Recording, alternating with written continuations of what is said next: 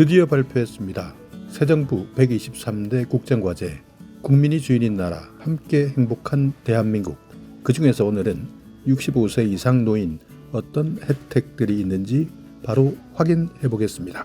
안녕하세요. 임플란트 타이거입니다. 새 정부에서 추진하고 있는 노인 정책은 어떤 것들이 있는지, 그리고 새로운 정부로 바뀌면서 혜택들은 또 어떻게 달라지는지 정리해봤습니다. 일단 주요 노인복지 정책 어떤 것들이 변화하느냐. 첫 번째 기초연금, 그리고 정년 연장에 대한 정책, 요양병원 간병비 건강보험 적용, 통합돌봄 제도 확대, 노인 일자리 확대, 임플란트 건강보험 적용 확대, 노인 주치 제도의 순으로 설명드릴 테니까 해당되는 내용들이 있다면 이 정보는 정말 잘 챙기셔야 합니다. 첫 번째, 기초연금에 대해서 알아보면요. 많은 사람들이 불만이 높았던 부부 감액 제도였습니다. 올해 기준 기초연금 한 사람은 34만 원 정도를 받습니다. 그렇다면 부부 가구는 계산상으로는 68만 원 정도를 받아야 되는데요. 그렇지만 이 감액 제도 때문에 54만 8천 원으로 약 14만 원 정도가 감액돼 버립니다. 그렇기 때문에 같이 사는 것이 죄냐라는 불만들도 많이 나왔습니다. 기초연금에 대한 부부 감액 제도가 있었던 이유는 어떤 가구든 많은 비용이 발생한다. 그러니까 혼자 살 때나 두 사람이 살 때나 들어가는 비용은 비슷하다라는 논리 때문이었는데요. 그래서 부부가 함께 사는 경우에는 오히려 비용을 절감할 수 있기 때문에 부부 가구는 기초연금을 감액해 왔습니다. 그렇지만 시대가 변하면서 이런 모든 것들이 많이 달라졌는데 이 제도는 너무나 구태다라는 지적들이 많았습니다. 그러다 보니 어떤 곳에서는 기초연금을 더 받기 위해서 위장 이혼을 한다는 어처구니 없는 일들도 발생해 왔습니다. 그렇지만 이번 정부에서는요, 기초연금 부부 감액 제도는 잘못된 제도다. 혼자 사는 노인, 독거 노인뿐만 아니라 부부 노인의 소득에 대한 안정성도 강화시켜 줄 수 있다. 이제부터는 부부가 함께 산다 하더라도 기초연금 감액 없이 받을 수 있도록 제도를 바꾼다 하니까요, 주목해 두셔야 됩니다. 자, 또 하나입니다. 정년 연장 문제입니다. 지금 현재까지는 60세까지가 정년인데요. 이것을 65세까지로 단계적으로 상향시키겠다라는 내용입니다. 국민연금을 받을 수 있는 시기, 그리고 내가 실제 퇴직하는 시기, 격차가 발생할 수밖에 없습니다. 소득 공백이 발생하게 되는데요. 그렇기 때문에 60세 일을 그만두는 것은 너무 빠르다. 65세까지 늘리자. 정년을 국민연금을 받을 수 있는 시점, 개시 시점과 일치시키는 방향으로 법을 개정하겠다는 겁니다. 이미 지난 정부에서도 공무원들은 아직까지 적용되지 않았지만 공무직에 있는 사람들은 65세로 정년이 연장되었습니다. 이것을 이제부터는 특정 직업이 아니라 모든 직업으로 확대하겠다는 겁니다. 그래서 60세가 아닌 65세로 정년이 연장되면 더욱더 안정된 고용, 보장 받을 수 있고요. 노후를 준비할 수 있는 기간도 조금 더 확보할 수 있습니다. 자, 또 하나입니다. 요양병원 간병비 건강보험 적용과 관련된 내용인데요. 지금 현재는 요양병원에 대한 간병은 대부분 비급여입니다. 요양병원에서 발생하는 병원비는 대부분은 급여, 그러니까 나라에서 책임지고 있지만 간병비 같은 경우에는 모두 개인이 부담해야 합니다. 그렇기 때문에 이 부분은 65세 이상뿐만 아니라 자녀들 입장에서도 부담이 많이 해소될 수 있는데요. 요양병원 간병비에 대한 부담을 건강보험으로 적용하겠다는 겁니다.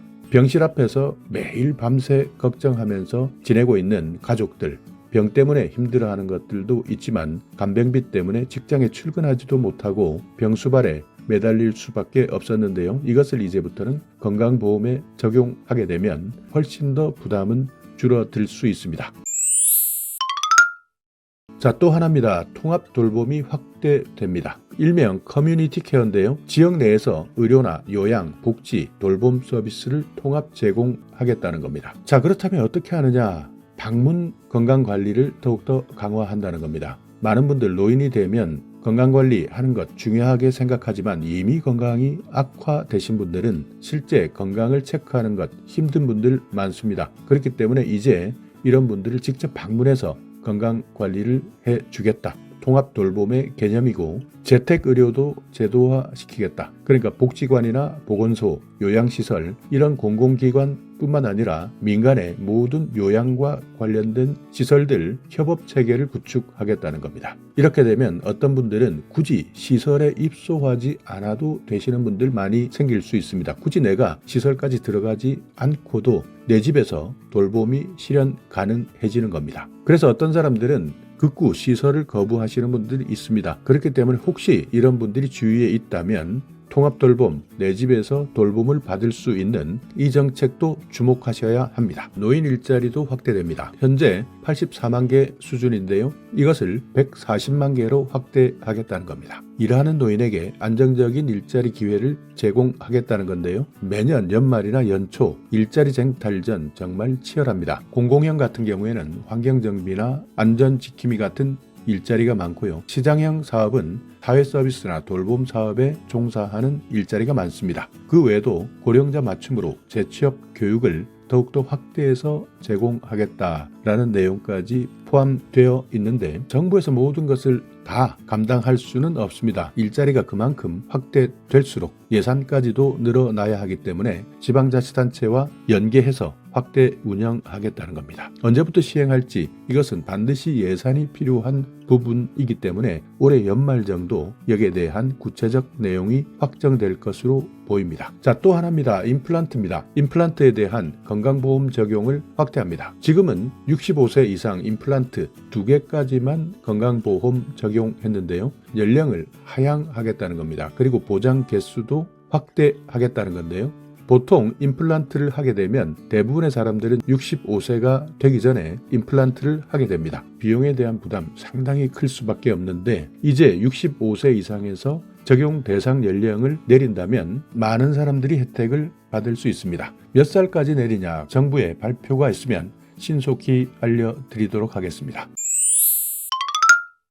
자, 또 하나입니다. 노인 주치 제도를 확대하겠다는 겁니다. 이 병원, 저 병원 다니지 말고 내가 살고 있는 병원에서 지속적으로 건강관리를 할 수 있도록 담당 의사를 지정하는 제도인데요. 병이 생기기 전에 먼저 관리받아서 만성질환을 조기 예방할 수 있도록 하고요. 그래서 의료 사각지대를 해소하겠다는 겁니다. 그러니까 노인들이 대부분이 많이 생기는 만성질환입니다. 노인성 질환이 생기기 전에 조기 예방할 수 있도록 하는 제도, 일부만 봤던 제도인데요. 관심 가지셔야 하겠습니다. 자, 이렇게 오늘은 새 정부 노인정책 어떻게 바뀔지 기본적인 방향에 대해서 알아봤는데요. 구체적 내용들에 대해서는 조금씩 발표될 예정이니까 나에게 해당되는 내용들이 있다면 이 정책들 어떤 식으로 발표될지 관심 가지시기 바라겠습니다.